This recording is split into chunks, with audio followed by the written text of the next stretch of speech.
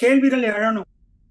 அது அறிவோட நிலையில இருந்தாலும் பதில்கள் உள்ள இருந்து வர்றத நம்மளால கேட்கவும் முடியும்.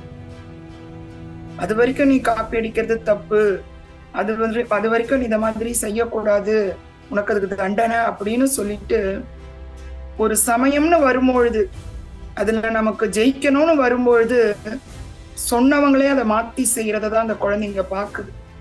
அவங்க அதை தான் கத்துப்பாங்க. நீங்க முதல்ல சொன்னதெல்லாம் அவங்க கத்துக்க போறது இல்ல. நம்ம எப்படி செயல்படுறோமோ அதுல இருந்து தான் அவங்க ஒழுக்கத்தை கத்துக்கிறாங்க. அப்ப அவங்களுக்கு என்ன தோணும்? மத்த நேரத்துல இருந்துக்கலாம், ஆனா நமக்கு ஒரு தேவைன்னு வரும்போது அந்த நேர்மையை மீறுறது தப்பு இல்லைன்றத அவங்க கத்துக்கிறாங்க. அந்த ஒப்பீடு, இந்த கம்பாரிசன் இருக்கிறதுலயே ரொம்ப மோசமான விஷயம் நான் நினைப்பேன். பள்ளியிலயும் சரி, நம்ம ஸ்கூல்ல இருக்கிறதுனால அதை சொல்லி சொல்லி குழந்தைங்களோட மனசுல எந்த மாதிரி விஷங்களை நம்ம பதிக்கிறோம். அவனை தாண்டி ஓடு, அவனை தாண்டி ஜெயி, அவனை தாண்டி மார்க் எடு, அவனை விட நல்ல வேலையில சேரு, இப்படியே தான் நம்ம வளர்க்குறோம். இந்த பாடத்தை கத்துக்கும் போது மகான்களா ஆயிடுறாங்க. அதனாலதான் கூட்டு தியானம் பண்ணலாம், ஆனா கூட்டா ஞானம் எல்லாம் அடைய முடியல. அத ஒவ்வொருத்தருக்கான தனிப்பாதை. அவர் எல்லாருக்கும் நல்லவ மாதிரி இருந்துப்பாருப்பா, வீட்டுலதான் அவரோட ஒரிஜினல் இதுவே தெரியுது, யாருக்கும் அவரை பத்தி தெரிய மாட்டேங்குது, எனக்கு தான் தெரியும் அப்படிங்கிறாங்க. உங்களுக்கு தெரியறது அவர் இல்ல, உங்களுக்கு தெரியறது நீங்க தான். அந்த கண்ணாடியில உங்க பிரதிபலிப்பு இல்லைன்னா அங்க பிரதிபலிப்பே இருக்காது.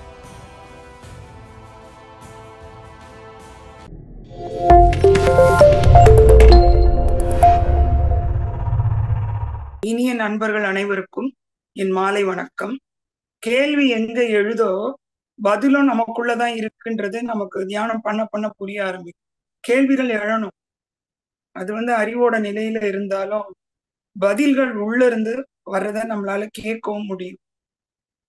இந்த ஒழுக்கம், நியமம் நியமம்ன்றது வெளியில இருந்து நம்ம மேல பதிக்கப்படக்கூடிய ஒழுக்கங்கள்.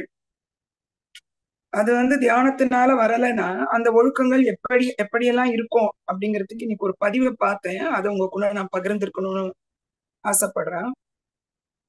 ஒழுக்கம் பாத்தீங்கன்னா, நம்ம சின்ன வயசுல இருந்து நம்ம கொடுக்குற அந்த சொசைட்டி, பேரண்ட்ஸ், பெற்றோர், ஆசிரியர்கள், உறவினர்கள், நண்பர்கள், யார் யார் மூலமாவோ நமக்கு என்ன சொல்றது, ஒரு வசியமாய் கூட சொல்லலாம், திரும்ப திரும்ப சொல்லப்படும் போது அது நமக்குள்ள பதிக்கப்படுது. அந்த மாதிரி ஒழுக்கத்தை தான் நம்ம ஃபாலோ பண்றோம். இது அந்த காலத்துல அவங்க ராவணனை பத்தி சொன்னாங்க, அப்ப நமக்கு எப்படி இருந்ததுன்னு தெரியாது. இருந்தாலும் இதெல்லாம் கூட அப்பயும் இருந்திருக்கிறதுக்கு வாய்ப்பு இருக்கணும், இல்லைன்னா அரக்கர்கள் உருவாயிருக்க மாட்டாங்க இல்லையா? இப்ப எப்படிப்பட்ட ஒழுக்கம் அப்படிங்கிறதுக்கு கல்வியால மாத்த முடியல, வருத்தமா இருக்கு அப்படின்னு சொன்னாராம். அதுக்கு அந்த குரு சொன்னாராம், சரிப்பா, கரெக்ட் தான் நீ சொல்றதெல்லாம். இப்ப அது மாதிரி இல்லாத ஒரு பிள்ளையா உன் பிள்ளைய வளர்த்துருவியான்னு கேட்டாராம். என் பிள்ளையும் அது மாதிரிதான் இருக்கணும். நம்ம எல்லாரும் நினைப்போம் நல்லதுக்கு சொல்லிதான் வளர்க்கணும் நம்ம பிள்ளைங்களன்னு. ஆனா உண்மையான நிலைமைய அப்பட்டமா ஒத்துக்கணும் அப்படின்னா, இந்த உலகத்துல அந்த மாதிரி 100% இருந்தா முடியுமா? சில இடத்துல நம்ம கொஞ்சம் விட்டு கொடுக்கதான் வேண்டி இருக்கு அப்படிங்கிற பாடத்தை தான் நம்ம முதல்ல கத்து தரோம். சில சமயம் நாங்களே ஸ்கூல்ல சில விஷயங்களை சொல்லி கொடுக்குறோம். பரீட்சை சமயத்துல கூட இது பண்ணிடு, ஏன்னா அந்த டைம் பாஸ் ஆகணுமே அப்படிங்கிற ஒரு இதுல சொல்லிடுறோம். அது எந்த விதமான புரிதல்களை மாணவர்களுக்கு உண்டாக்கும்? அது வரைக்கும் நீ காப்பி அடிக்கிறது தப்பு, அது வரைக்கும் நீ இத மாதிரி செய்யக்கூடாது, உனக்கு அதுக்கு தண்டனை அப்படின்னு சொல்லிட்டு ஒரு சமயம்னு வரும்பொழுது, அதுல நமக்கு ஜெயிக்கணும்னு வரும்பொழுது சொன்னவங்களே அதை மாத்தி செய்யறத தான் அந்த குழந்தைங்க பாக்குது. அவங்க அதை தான் கத்துப்பாங்க. நீங்க முதல்ல சொன்னதெல்லாம் அவங்க கத்துக்க போறது இல்ல. நம்ம எப்படி செயல்படுறோமோ அதுல இருந்து தான் அவங்க ஒழுக்கத்தை கத்துக்கிறாங்க. அப்ப அவங்களுக்கு என்ன தோணும்? மத்த நேரத்துல இருந்துக்கலாம், ஆனா நமக்கு ஒரு தேவைன்னு வரும்போது அந்த நேர்மையை மீறுறது தப்பு இல்லைன்றத அவங்க கத்துக்கிறாங்க. இப்ப இந்த உலகத்தோட ஒழுக்கம் ஒழுக்கமா ஒழுக்க கேடா? ஒரு மதத்தை கூட எடுத்துக்கோங்க. ஒரு மதத்துல, இந்த மதத்துல தீவிரமா இருங்க அப்படின்னு சொல்லும் போது அடுத்த மதத்தை வெறுக்கதான் நம்ம சொல்லித்தரோம். எல்லா மதங்களும் அன்பை போதிக்கலாம், ஆனா ஒரு ஒரு மதத்துக்கும் அன்பை போதிக்குதா? எங்க தெய்வம் தான் பெருசு, இதை கும்பிடாதவன் நரகத்துக்கு போவான், எங்க தெய்வம் தான் பெருசு, இந்த வழிமுறையில வந்தாதான் உனக்கு வீடு பேரு. இதெல்லாம் எப்பேற்பட்ட ஒரு ஒழுக்கமா இருக்க முடியும்? அப்புறம் நாடு, அடுத்து நம்ம அதுக்கு முன்னாடி நம்மளோட ஜாதி, மதம், அதெல்லாம் கடந்து நாடு, நம்ம நாடுதான் பெருசு. இப்படி நமக்கு முதல்லயே அந்த மனசுக்குள்ள நம்ம எந்த ஒழுக்கத்தை சொல்லித்தரோம்? எல்லாரும் ஒன்றுப்பா அப்படின்னு அந்த வெறும் வார்த்தை தான் நடக்குது. செயல்முறையில நம்மளே எதுக்கான உதாரணமா நம்ம அங்க இருக்கோம். அப்படிப்பட்ட ஒழுக்கத்தை கத்துக்கிட்டு அதுதான் ஒழுக்கம்னு அவங்க தெரிஞ்சுதானே அப்ப வருவாங்க. அப்படிப்பட்ட ஒழுக்கம் இருந்தா அவங்களுக்கு எப்படி தியானம் வரும்? நம்ம சின்ன பசங்களை சொல்றோம், அவங்க சொன்னா கேட்க மாட்டாங்க அப்படின்ட்டு. அதுக்குதான் நம்மளோட குருஜியும் சரி, நமக்கு எடுக்கக்கூடிய எல்லா மாஸ்டர்ஸ் என்ன சொல்லுவாங்க, வாய்ச்சொல்லுல சொல்லாதீங்க, அதை நீங்க வாழ்ந்து காட்டுங்க. நம்ம இந்த வாழ்ந்து காட்டுறது மட்டும்தான் அவங்களுக்கு உண்மையான ஒழுக்கத்தை போதிக்க முடியும். நான் பிச்சைக்காரனானாலும் சரி, நான் வந்து அந்த ஆத்தென்டிசிட்டிக்கா தான் இருப்பேன், ஆத்தென்டிக்கா தான் இருப்பேன் அப்படின்னு சொன்னாதான் அதுதான் கரெக்ட்னு அந்த குழந்தைக்கு புரியும். எனக்கு நேரத்துக்கு தகுந்த மாதிரி எனக்கு வேலை ஆகணும்னா நான் மாற்றிப்பேன் அப்படிங்கிறத அந்த குழந்தை கவனிக்காதுன்னு நம்ம நினைச்சிட்டு இருப்போம், கவனிச்சுட்டு தான் இருப்போம். அப்படிப்பட்ட ஒழுக்கம் தான் நமக்கு வருது. அதனாலதான் இப்ப உள்ள நம்ம சமுதாயத்தை குறை சொல்றோம். இது இப்பன்னு இல்ல, 2000 வருஷம் முன்னாடி எழுதி வச்சிருக்கிறதும் அதுதான் எழுதியிருக்காங்க. வருங்காலம் சரியில்லை, இளைய சமுதாயம் சரியில்லை, சரியில்லைன்னு எழுதுறோம். இளைய சமுதாயம் எங்கிருந்து உருவாகுது? அதனோட அடிப்படை வேறே, அவங்க பெற்றோர்களும் சுற்றுச்சூழலும் தானே உருவாகுது. அப்ப எது சரியில்லை நமக்கு இங்க? அதுவும் நம்ம அந்த ஒப்பீடு, இந்த கம்பாரிசன் இருக்கிறதுலயே ரொம்ப மோசமான விஷயம் நான் நினைப்பேன். பள்ளியிலயும் சரி, நம்ம ஸ்கூல்ல இருக்கிறதுனால அதை சொல்லி சொல்லி குழந்தைங்களோட மனசுல எந்த மாதிரி விஷங்களை நம்ம வந்து பதிக்கிறோம். அவனை தாண்டி ஓடு, அவனை தாண்டி ஜெயி, அவனை தாண்டி மார்க் எடு, அவனை விட நல்ல வேலையில சேரு, இப்படியே தான் நம்ம வளர்க்குறோம். ஒப்பீட்டு கூட நம்ம எதனால உருவாகுதுன்னா, எல்லாரையும் வேறு வேறுன்னு நினைக்கும் போது அந்த ஒப்பீடு உருவாகுது. நமக்கு வந்து குறை சொல்லிக்கிட்டே இருப்போம் சில சமயம். இந்த ஒப்பீடுல இருந்து நம்ம தப்பிக்கணும்னா தான் அவங்க சொல்றாங்க, நேத்து சொன்ன மாதிரி, நான் இல்ல நீயும் இல்ல. நானும் இல்ல நீயும் இல்லாத இடத்துல நீ யார ஒப்பிடுவ? ஒப்பிடலாம், யார் கூட ஒப்பிடலாம்? ஏன்னா நமக்கு ஒப்பீடு உடனே விடுனா விட முடியாது, அது அப்படியே பழகிருச்சு. ஒரு பக்கத்து வீட்டுல ஒரு வீடு கட்டினா கூட அந்த வீடை ஒரு அடி கொஞ்சம் ஒசரமா வச்சுக்கோ, அப்பதான் நம்ம அவனை விட நம்ம உயரமா வாழ முடியும். அவனை விட நீ கீழே வீடை கட்டிட்டீன்னா அது ஒரு ஏதோ ஒரு வாஸ்து ஒண்ணு சொன்னாங்க, அப்ப கேக்குறப்ப தோணுச்சு. அப்போ ஒரு வீடு கட்டும் போது கூட ஒரு குச்சியாவது அப்படி ஒசரமா நீங்க கட்டிக்கணும், மேல ஒரு கம்பி நீட்டுற மாதிரியாவது கட்டிக்கோங்க.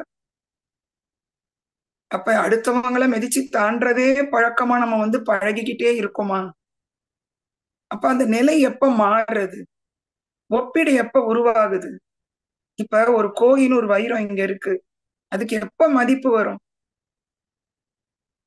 அது மட்டும் கோஹினூர் வைரமா, மற்றதெல்லாம் கூழாங்கல்லா இருக்கும் போதுதான் மதிப்பீடு வருது. மொத்தமுமே கோஹினூர் வைரம் உங்க காலடியில கொட்டி கிடக்குதுன்னு வச்சுக்கோங்க, உங்களுக்கு அதுக்கு ஒரு மதிப்பே இருக்காது. அப்ப நானுன்னு பிரிச்சு பார்க்கும் போதுதான் இந்த மதிப்பீடு வருது. அவ்வளவு எளிதாலாம் அந்த நானை நம்மளால ஓச்சிட முடியாது. வெறும் பேச்சுல நம்ம எவ்வளவோ சொல்லலாம், நம்ம வாழ்க்கையை நம்ம ஒவ்வொரு விஷயத்த நம்ம யோசித்து பார்த்தோம்னா எவ்வளவு விஷயங்கள்ல நம்ம இன்னும் அப்படிதான் இருக்கிறோம், இன்னும் அந்த பாடத்தை கத்துக்கலன்றதா நமக்கு தெரியுது. இந்த பாடத்தை கத்துக்கும் போது மகான்களா ஆயிடுறாங்க. அதனாலதான் கூட்டு தியானம் பண்ணலாம், ஆனா கூட்டா ஞானம் எல்லாம் அடைய முடியல. அத ஒவ்வொருத்தருக்கான தனிப்பாதை. அப்படி தெரியும் போது ஒப்பீட நம்மளோட வச்சுக்கிட்டா பரவாயில்லை. நான் இன்னைக்கு என்கிட்ட எவ்வளவு மாற்றம் இருக்கு, அவன் மாறிட்டானா, அவன் சாப்பிட்டுட்டானா, அவன் ஓடிட்டானா, இது நமக்கு விட்டுட்டு நம்ம என்ன செய்யறோம்? அததான் இங்க செல்ஃப் லவ்ன்றாங்க. செல்ஃப் லவ் உண்மையிலே செல்ஃபிஷ் கிடையாது. முதல்ல உன்னை நீ கவனிச்சு உன்னை நீ சரி பண்ணி உனக்கு என்ன தேவை, நீ எந்த இதுல இருக்கிறன்னு பார்க்கும்போது மட்டும்தான் அடுத்தவங்களை பாக்குற கவனம் நமக்கு குறையும். நிறைய பேர் குறைய சொல்லுவாங்க, நான் கரெக்டா தான் இருக்கேன், எவ்வளவு சொன்னாலும் அவங்கதான் கேட்கல அப்படிங்கிற வார்த்தையை நம்ம நிறைய தடவை கேட்கிறோம். இந்த குறை கூறுதல்ன்றதே ஒரு பிரதிபலிப்பு தான், ஒரு கண்ணாடி மாதிரிதான். குறை கூறுறவங்க அவங்க கண்ணாடி பிரதிபலிப்பு தான் பார்த்துட்டு இருக்காங்க. நம்ம தருமனும் துரியோதனும் ரொம்ப எளிதா அடிக்கடி சொல்லிட்டு போயிடுவோம். தருமன் வெளியே போனார், எல்லாரும் நல்லவங்களா தெரிஞ்சுட்டாங்க. துரியோதனன் வெளியே போனார், எல்லாருமே கெட்டவங்களா தெரியுறாங்க. அது அவங்களோட பிரதிபலிப்பை தான் அவங்க பாக்குறாங்க. அப்ப நீங்க யோசித்து பாருங்க, எத்தனை பேரை குறை சொல்லிக்கிட்டே இருக்கோம். அது எதை பிரதிபலிக்குது? சில பேர் சொல்லுவாங்க, அவர் எல்லாருக்கும் நல்லவ மாதிரி இருந்துப்பாருப்பா, வீட்டுலதான் அவரோட ஒரிஜினல் இதுவே தெரியுது, யாருக்கும் அவரை பத்தி தெரிய மாட்டேங்குது, எனக்கு தான் தெரியும் அப்படிங்கிறாங்க. உங்களுக்கு தெரியறது அவர் இல்ல, உங்களுக்கு தெரியறது நீங்க தான். அந்த கண்ணாடியில உங்க பிரதிபலிப்பு இல்லைன்னா அங்க பிரதிபலிப்பே இருக்காது. சரி, இப்ப இந்த ஒழுக்கம் இல்லாம இருக்கணும்னா தியானம் பண்ணா எப்படி அந்த ஒழுக்கம் இல்லாத நிலை வரும்? அங்கதான் மனத்தை நிக்க சொல்றாங்கல்ல. மனதை நிக்க வைக்க முடியுமா? அது ஏங்கிக்கிட்டே இருக்கிறதா, சலனமானது. அதை நிக்கலாம் யாராலையும் வைக்க முடியாது. எப்பேற்பட்ட மகான் கூட நிக்க வச்சிருக்க மாட்டாங்க. இந்த சலனத்தை புரிஞ்சிருப்பாங்க. சில சமயம் நம்ம ரொம்ப கட்டாயப்படுத்தி தியானத்துல ஒரு செகண்ட் கூட எனக்கு மனமற்ற நிலைக்கு நான் போயிட்டேன் அப்படின்னு சொல்லலாம். ஆனா அந்த மனமற்ற நிலை அந்த ஒரு செகண்ட்னால நமக்கு ஒரு பிளாஷ் தான் வந்திருக்கும். முழுமையான புரிதல் எப்படி வரும்? புரிதல் அங்க வந்துடுச்சுன்னா சிந்தனையே இல்லை. சிந்தனை இருக்கிற வரைக்கும் அந்த புரிதல் இல்லை. ஒருத்தர் போய் கேட்டாராம், எனக்கு துன்பத்துக்கெல்லாம் காரணம் நம்ம தான் தெரிஞ்சிருச்சு, ஆனாலும் அந்த துன்பத்துல எனக்கு அந்த துன்பத்தோட வேதனையை தாங்க முடியல. இதுல ஏதாவது ஒன்றுதான் உண்மையா இருக்கும். உண்மையான காரணம் புரிஞ்சிருச்சுன்னா உங்களுக்கு துன்பமே இருக்கக்கூடாது. அந்த வேதனை இருக்குன்னா உங்களுக்கு துன்பத்துக்கான காரணம் நீங்க தான் உங்களுக்கு இன்னும் புரியல. இது ரெண்டுத்துல ஏதாவது ஒன்றுதான் உண்மையா இருக்க முடியும். நமக்குள்ளயும் அந்த அப்ப மனதுதான் இத்தனைக்கும் காரணமா? மனதை ஃப்ரெண்டாவும் இருக்க சொல்றாங்களே, அது உங்களோட எண்ணங்களோட தொகுப்பு தான். மற்றவர்களோட தொகுப்பு இல்லாம நீங்க பிறந்தப்ப இருந்த அந்த தெய்வீக தன்மையை பெறணும்னா அந்த மனங்களோட சலனத்தை வெறுமன சாட்சி பாவமா கவனிக்கதான் முடியும். அதை நிறுத்தவோ அதை அழிக்கவோ கட்டுப்படுத்தவோ கண்டிப்பா முடியாது. இதுக்கு ஒரு எக்ஸாம்பிள், ஒரு இது படிச்ச பதிவு. கடல் கிட்ட போய் நின்னுட்டு அலையே வராத, அப்பதான் நான் அமைதியை அனுபவிக்க முடியும்னு சொன்னா அது எப்படி இருக்கும்? அலைகள் வந்துகிட்டே தான் இருக்கும். அதை நிப்பாட்டவே முடியாது. சின்ன அலையா வரலாம், பெரிய பேரலையா வரலாம், ஆழிப்பேரலை மாதிரி சுனாமியும் வரலாம், வந்துகிட்டே தான் இருக்கும். அது அதனோட இயல்பு. ஒண்ணு பண்ணலாம், பேசாம உட்காந்து அந்த அலையை பார்த்துக்கிட்டே இருக்கலாம். கொஞ்ச நேரத்துல நம்ம அந்த அலையோட சத்தத்துல இருந்து நம்மளே விடுபட்டுருவோம். தொடர்ந்து நம்ம அதை கவனிக்கும் போது அந்த காட்சியிலிருந்து நம்மளால விடுபட முடியும்ன்றது இதுக்கு எங்க பசங்களை எனக்கு ஞாபகம் வந்தது. மிஸ் பாடம் நடத்திக்கிட்டே இருப்பாங்க. அப்படியே கொஞ்ச நேரத்துல பார்த்தா பார்த்துக்கிட்டே இருப்பான். ஆனா ஒரு பாடமும் மனசுல பதியாது. அவன் சாட்சி பாவத்துக்கு போயிட்டான். பாடங்களை கவனிக்கும் போது கூட சாட்சி பாவத்துல போகும்போது பாடங்கள் அவன் தலைக்குள்ள ஏறல. என்ன பண்றீங்கன்னா அவன் பார்த்துட்டு தான் இருப்பான். அந்த மாதிரி ஒரு சாட்சி பாவத்துல நம்ம மனதை கூட பார்க்கலாம் போல. அதனோட நம்ம ஐக்கியப்படுத்திக்கிறோம். அதாவது நம்மள ஐடென்டிஃபை, நான் தான் அப்படின்னு ஒரு ஐடென்டிஃபை பண்ணும்போதுதான் நம்ம அது கூட சேர்ந்து இணைகிறோம். அப்படி இல்லாம அது ஏதோ நடந்துகிட்டே இருக்கு, நான் அதை பார்த்துக்கிட்டே இருக்கிறேன்ற அந்த உணர்வு வரும்பொழுது கண்டிப்பா நாம அது விடுபட முடியும் அப்படின்னு தோணுது. இது ஒரு ஒரு வழிமுறை தான். எல்லாம் நமக்கு நிறைய வழிமுறை தேவைப்படுது. அதுக்கு ஓஷோ ஒண்ணு சொல்றாரு, நம்மளோட உள்ள இருக்க தெய்வீகத்தின் குரல் நமக்கு கேட்கணுன்றதுக்காக தான் அந்த ஓசையற்ற இதுக்கு போகணும். ஆனா ஒரே ஒரு முறை, அந்த ஒரு முறைக்குதான் இத்தனை பிறவிகள் தேவைப்படுதா? இவ்வளவும் புரிஞ்சோம் நமக்கு ஏன் இத்தனை பிறவிகள் தேவைப்படுது? அந்த ஒரு முறை அந்த குரலை கேட்டுட்டா அதுக்கப்புறம் அந்த குரல் மூடுறது இல்லை, அதாவது அதனோட வாசல் மூடுறது இல்லை. பிறகு கயிறு உங்க கையில வந்துடும் அப்படிங்கிறது. அது வரைக்கும் நம்ம வாழை பிடிச்சிட்டு சுத்துறோம் போல. ஒரு இதை மாடை பிடிக்கணும்னா கூட கயிறு நம்ம கைக்கு வந்துடும்.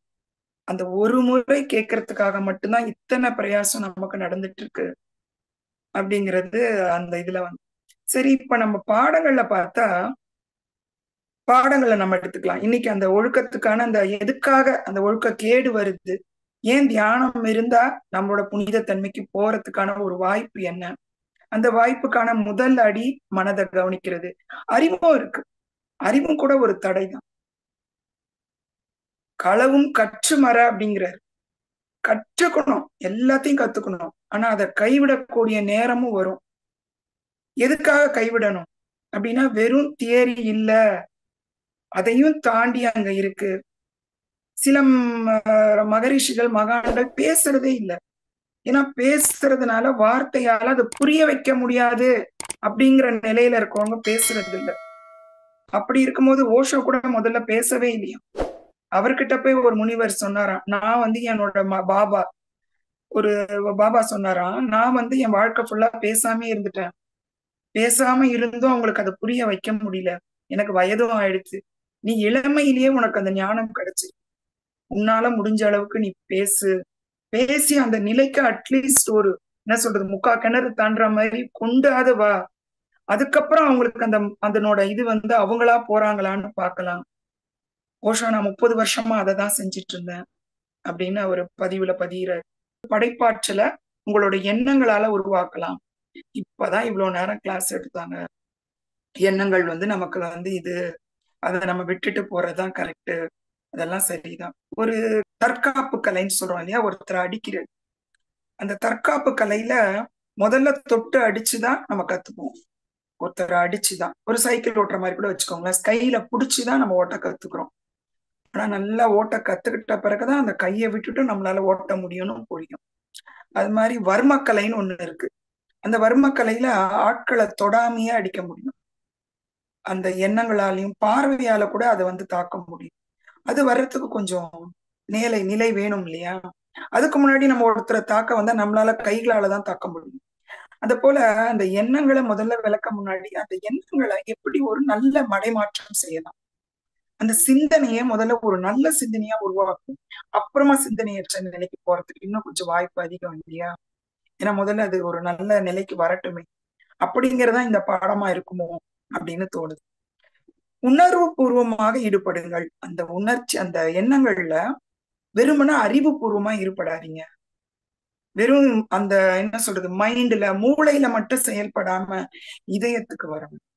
அந்த உணர்வோட நீங்க அங்க செயல்படுங்க. அது கூட ஓவியத்துல கூட சொல்லுவாங்க, சொல்ற வித்தைகள் எல்லாமே செய்யலாம். ஒரு மியூசிக் நோட்ஸ் இல்லாம கரெக்டா வாசிக்கலாம். ஆனா அதுல ஒரு ஆன்மா மிஸ் ஆகும். அதாவது அந்த சோல்ன்னுவாங்க, அந்த இதயத்துக்கு அந்த நெருக்கமா அது வராது. ஏன்னா வெறும் அறிவுபூர்வமா செயல்படும் போது அது வர்றதில்லை. அதையும் தாண்டி ஒரு மனது பூர்வமா இதயபூர்வமா செயல்படும் போதுதான் அந்த மியூசிக்கா இருக்கட்டும், அந்த ஓவியமா இருக்கட்டும், அந்த நடனமா இருக்கட்டும், நம்ம மனதை தொடக்கூடியதா இருக்கு. அப்படி நம்மளோட சிந்தனையில அறிவுபூர்வமா ஈடுபடாதீங்க, கொஞ்சம் உணர்வு பூர்வமா ஈடுபடுங்க அப்படிங்கறத 4வது பாடமா இருக்கு. இதுக்கு ஒரு சின்ன கதை ஒண்ணு படிச்சேன், ரொம்ப அருமையா இருந்தது. ஒரு விவசாயி இருக்காரு. அந்த விவசாயி வந்து ஒரு விவசாய நிலத்துல விதைச்சிடுறாரு. அது வந்து எல்லா காலமும் மாறி மாறி வருது. மழை பெய்ய வேண்டிய நேரத்துல மழை பெய்யல, காத்து அடிக்க வேண்டிய நேரத்துல காத்து அடிக்குது, மழை வேண்டான்ற இடத்துல மழை பெய்யுது. அந்த மாதிரி காலங்கள் அவருக்கு ரொம்ப மாறி வருது. அப்ப அவரு ரொம்ப வருத்தப்பட்டு அந்த நிலத்துக்கிட்ட உட்காந்து கடவுள்கிட்ட அவரே பேசுற மாதிரி பேசுறாரு. இதுக்கோட சக்தி மட்டும் இப்ப என்கிட்ட இருந்தா நான் எவ்வளவு அழகா அதை நான் கொண்டு வந்திருப்பேன். எந்த நேரத்துல வெயில் அடிக்கணும், எந்த நேரத்துல மழை பெய்யணும்னு எவ்வளவு அழகா நான் கொண்டு வந்து என்னோட விளைச்சலை நான் வந்து பெருக்கி இருப்பேன் அப்படின்ற உன்னை இயற்கையே ஒரு மனித உருவுல வந்து சொல்லுதான். சரி, நான் உனக்கு அதுக்கான இதை கொடுத்துட்டேன், வரமா கொடுத்துடுறேன், பவர் அந்த சக்தியை கொடுத்துடுறேன், நீ வந்து அடுத்த விளைச்சலை நீ சரியா பண்ணிக்க. ஒரே சந்தோஷம் விவசாயிக்கு. சரின்னு அதை வச்சுட்டு கரெக்டா அந்த காலங்களை கொண்டு வந்து பயிர் நல்லா விளையுது, ரொம்ப அழகா முதிர்ந்துருது, விளைச்சல் ரொம்ப அருமையா நல்லா மொத்த நிலமும் அப்படியே முதிர்ந்த நிலையில நிக்குது. ரொம்ப சந்தோஷம் விவசாயிக்கு. உடனே அறுவையெல்லாம் பண்ணிட்டு நெல்லுன்னு வச்சுப்போமே, அந்த நெற்கதிரை வந்து அடிச்சு அந்த இதை பிரிப்போம் இல்லையா, நெல்மணிய பிரிக்கும் போது எல்லாம் பதறா இருக்கு. அவருக்கு புரியவே இல்லை. என்ன நீங்க, நம்ம எல்லாமே கரெக்டா தானே பண்ணோம், ஏன் இது வந்து இந்த மாதிரி வந்தது அப்படின்னு அவருக்கு புரியலையாம். அப்ப அந்த இயற்கையோட அந்த இயற்கை நேச்சர் வந்து திருப்பியும் வருது, வந்து சொல்றது, என்னப்பா உன் கையில தானே கொடுத்த எல்லா சக்தியும், ஏன் உன்னால வந்து கொண்டு வர முடியல அப்படின்னா, அந்த காலங்கள் மாறி வரத்துக்கான காரணம் உனக்கு புரிஞ்சுதா? காற்றடிச்சா அழிவதான் நீ பாக்குற. காற்றுங்கிறது மகரந்த சேர்க்கைக்கு உதவுறதுக்காக வருது. பனின்னும் போது ஐயோ பனினால செடியெல்லாம் வாடி போகுதுன்னு நினைக்கிற. பனின்றது அந்த நெல்லோட பால், அது முத்துறதுக்காக வருது. புயல் வரும்போது அதை நீ எதிரியா பாக்குற. புயலுங்கிறது அந்த வேர் அதிகமா ஆழமா நல்ல நிலையா இருக்கிறதுக்காக வருது. இப்படி நம்ம வாழ்க்கையில எதனால எது வருதுன்னு தெரியாத பட்சத்துல நம்ம அறிவு பூர்வமா செயல்பட்டா இப்படிப்பட்ட ஒரு உருவாக்கத்தை தான் நம்மளால உருவாக்க முடியுமோ அப்படின்னு தோணுச்சு.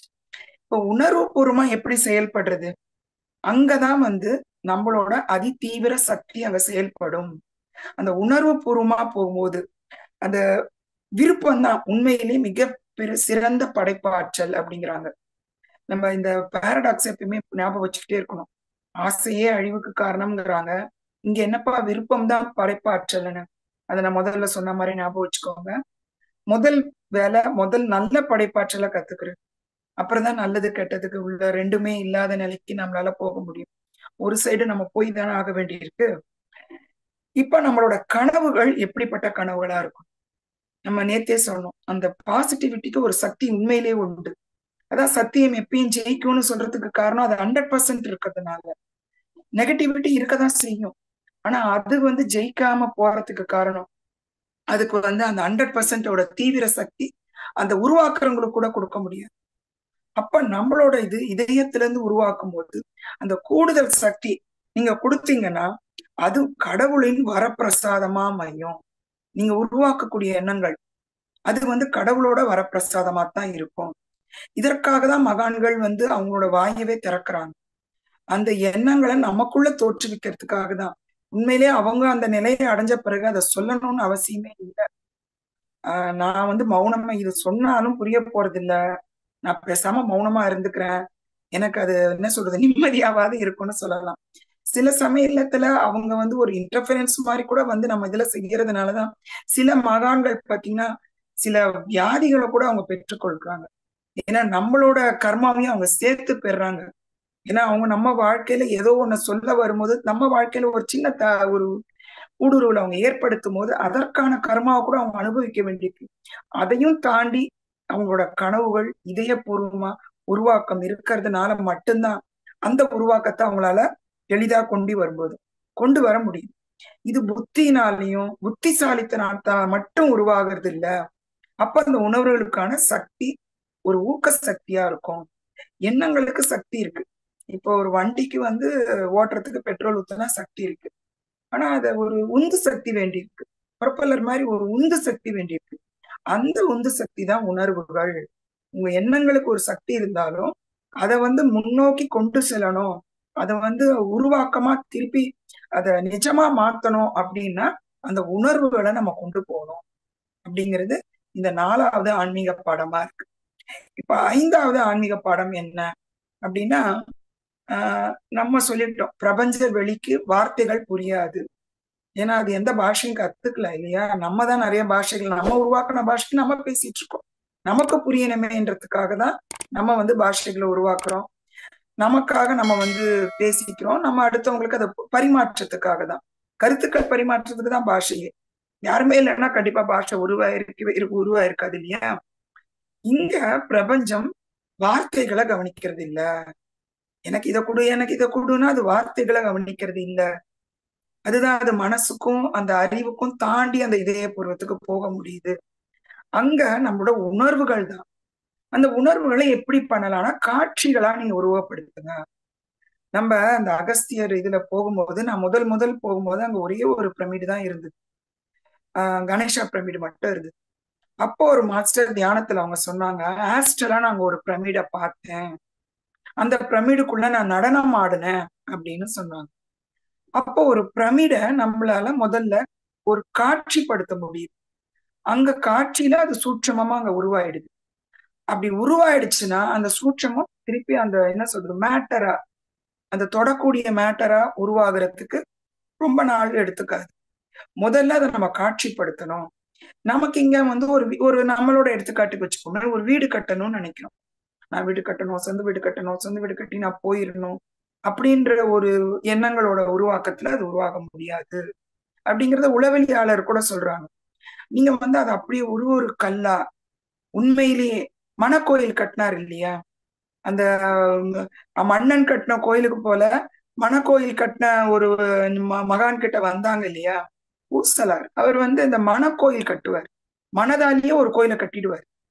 அந்த கோயில் ஆஸ்ட்ரலா உருவாயிடுது. அது கடவுளுக்கு தெரியுது. அதனால கடவுள் முதல்ல அங்க போகணும் அப்படிம்பாரு. அந்த மன்னன் மிக பிரம்மாண்டமான ஒரு கோயிலை உருவாக்கியிருப்பான். அன்னைக்கு பிரதிஷ்டை இன்னைக்கு வந்து நான் பண்ண போறேன், நாளைக்கு பிரதிஷ்டைன்னு அவர் எல்லாம் சடங்குகளை அறிவிக்கும் போது கனவுல வந்து சொல்வாராம் கடவுள், நான் முதல்ல வெயிட் பண்ணப்பா, அவனும் அதே நாள்ல வச்சுட்டான், அதனால நான் அந்த இதை முடிச்சிட்டு இதுக்கு நீ வச்சுக்கோ, நல்ல நாள் பார்த்து நான் அப்ப வரேன் அப்படின்னு சொல்லும்போது மன்னனுக்கு ஆச்சரியம் தாங்காது. நம்ம போய் அதை பார்க்கணும், போய் அது எப்படி அந்த ஒரு கோயில் எப்படி இருக்குன்னு பார்க்கணும். அந்த கிராமத்துல இருக்கும். அப்ப கிராமத்துல அந்த கோயிலே இல்லை. இப்ப இங்கெங்க வந்தேன்னு சொன்னாருன்னும் போது அவரை போய் அவருதான் அவர் கட்டியிருக்காருன்னு சொல்லியிருப்பாரு கடவுள். ஆனா அவரை போய் கேட்பாரு, எனக்கு கோயில் கட்டணும்னு ரொம்ப ஆசை, என்கிட்ட பொருள் உதவியில எல்லார்கிட்டையும் கேட்டு பார்த்தா முடியல, மனதால நான் கோயில் கட்டிட்டேன். அந்த ஆஸ்ட்ரலா கட்டின கோயிலுக்கே கடவுள் வர முடியுதுன்னா நம்மளோட அந்த காட்சிப்படுத்துதலுக்கு எவ்வளவு ஒரு பவர் இருக்கு பாருங்க. அந்த ஒரு எண்ணங்களை முதல்ல நீங்க காட்சிப்படுத்துங்க. அந்த மாதிரி உருவகம் பண்ணும்போது அந்த ஆழ் மனது அந்த குறியீடுகள் காட்சிகளை தான் எடுத்துக்கும். அததான் வந்து உருவாக்கம் பண்றதுக்கு அதனோட உந்து சக்திய, அந்த ஆழ் மனதின் சக்திக்கு மிகப்பெரிய சக்தி. அது வந்து அறியப்படாத சக்தி. இப்ப நம்ம ஊர்ல எல்லாமே தோண்டி தோண்டி பார்த்து இந்த நிலக்கரி கிடைக்குது, பெட்ரோல் கிடைக்குது எல்லாம் சொல்றோம். அண்டார்டிகால நம்ம தோண்டியே பார்க்காத இடத்துல மிகப்பெரிய ஆற்றல் இருக்கான், ஆனா நம்ம தோண்டியே பார்க்கல. அந்த மாதிரி நம்மளோட ஆழ்மனத்துக்கு நம்ம போறதே இல்லை. அந்த ஆழ்மனதின் சக்தியை எழுப்புறது இந்த காட்சி பதிவுகளும் குறியீடுகளும் தான் அப்படிங்கிறாங்க. இப்ப சினிமா கூட பாருங்களேன், ஒரு புத்தகத்தை வச்சு நீங்க இவ்வளவோ பாடம் எடுத்தா கூட அவ்வளவா புரியாது. ஆனா ஒரு சின்ன சீன்ல அதை டக்குன்னு காட்டிட்டாங்கன்னு வச்சுக்கோங்க, உடனே புரிஞ்சிருது. அப்ப 1000 வார்த்தைக்கு ஒரு படம் வந்து சமமா இருக்கு. அப்ப அந்த மாதிரி ஒரு விஷயத்த நம்ம வந்து காட்சிகளா உருவாக்கும் போது அந்த சக்தி அதை வந்து கண்டிப்பா உருவாக்கிடும். இதை முதல்ல நம்ம புரிஞ்சுக்கணும். மறுபடியும் அந்த நல்ல சிந்தனையில உருவாகிறது தான் உண்மையான சக்தியை நம்மளால கொடுக்க முடியும்ன்றதுதான் புரிஞ்சுக்கணும். அப்படி இல்லாம சில உருவாக்கங்கள் வந்துட்டு தான் இருக்கு. சொல்லப்போனா அந்த நெகட்டிவிட்டி தான் பாசிட்டிவிட்டிக்கான இதுவே நம்ம சொல்லலாம். இருள் இருந்தா தானே நம்ம ஒளியோட அருமையை தான் சொல்லுவோம் இல்லையா, வெயில் இருந்தாதான் நிழலோட அருமை தெரியும். அப்ப 2 உருவாக்கங்களும் இருக்கட்டும், ஆனா எந்த உருவாக்கம் நன்மையை கொடுக்க போகுது, அந்த நன்மைக்கான உருவாக்கத்துல நம்ம ஈடுபடணுமா, நம்ம எதை உருவாக்க போறோம். ஆனா உருவாக்கிக்கிட்டீங்கன்னா எதை உருவாக்குனாலும் சரி, நம்ம சொல்றோம் இல்லையா, எந்த கர்மா செஞ்சாலும் அது நன்மையா தீமையான்னு பார்க்க போகுது இல்ல பிரபஞ்சம். நீ இதை செஞ்சினா அதுக்கான பலன், ஒருத்தரை துன்புறுத்தினா அதுக்கான பலன் தான். அது வந்து அது மதிப்பீடெல்லாம் பண்ணல, நம்ம ஜட்ஜ்மெண்ட் எல்லாம் பண்ணல. அங்க அங்க ஒரு இது எழுதி வச்சு பாவ புண்ணிய கணக்கெல்லாம் பார்க்கல. அது நீ என்ன பண்றியோ அது உனக்கு வரும். நீ துன்புறுத்தினா உனக்கு துன்புறுத்தல் வரும். நீ நல்லது பண்ணி ஒருத்தனை மகிழ்ச்சி கொடுக்குறியா அது மகிழ்ச்சி வரும். நம்ம அதை பிரிச்சுக்கிறோம், இது வந்து பாவம் புண்ணியம், இது வந்து பேடு கர்மா, இது வந்து குட் கர்மா அப்படின்னு பிரிச்சுக்கிறோம். அதே போல நம்மளோட உருவாக்கத்தையும் எதுவும் அந்த ஜட்ஜ்மெண்ட், நம்ம தான் யாரையுமே ஜட்ஜ் பண்ணக்கூடாதுன்றோமே, அப்ப நம்மளே அதை ஜட்ஜ் பண்ணவா போகுது. நம்ம வந்து நம்மள எதுவுமே அதை ஜட்ஜ் பண்ணாது, நீ என்ன கேட்கறியோ அதை நான் கொடுப்பேன், ஆனா அதுக்கான விளைவுகளை அனுபவிக்க நீ தான் தயாரா இருக்கும். அதுவும் அதுக்கு சம்பந்தம் இல்லை. அப்ப அந்த எண்ணங்கள் நம்ம எவ்வளவு கவனமா உருவாக்கணுன்றதுக்கு நமக்கான ஒரு வார்னிங்கை நம்ம எடுத்துக்கலாம். இந்த காட்சிகளை ஒரு சின்ன ஒரு சின்ன ஒரு பிட்டு மாதிரி பிளாஷஸ் மாதிரி இல்லை, அத மனசுக்குள்ள தொடர்ந்து நிலைநிறுத்தினா மட்டுமே அந்த காட்சிகள் ஒரு என்ன சொல்றது வெளியில உருவாக்கமா மாற்றக்கூடிய நமக்கு சக்தி கிடைக்குது. இந்த மனதை இப்ப ஒரு குழப்பமான மனநிலையில ஒரு காட்சிகளை நம்ம உருவாக்கிக்கிட்டோம் அப்படின்னா அது எப்பேற்பட்ட பொருளா வரும். இப்ப செல்லு கூட கரெக்டா ஒழுங்கா 2ஆ பிரிஞ்சுதுன்னு வைங்க, அது வந்து கரெக்டா இன்னொரு செல்ல, தன்னோட முதிர்ந்த செல்லை விட்டுட்டு இளைய செல்கள் உடம்புல உருவாக்கிட்டே இருக்கு. ஒரு குழப்பமான மனநிலையில அந்த செல்லு பிரிஞ்சுதுன்னு வைங்க, ஒரு பாதி முழுசா உருவாகாம குறையுள்ள ஒரு செல்கள் உருவாயிடும். அந்த குறையுள்ள செல்களை தான் கேன்சர்னு சொல்றோம்.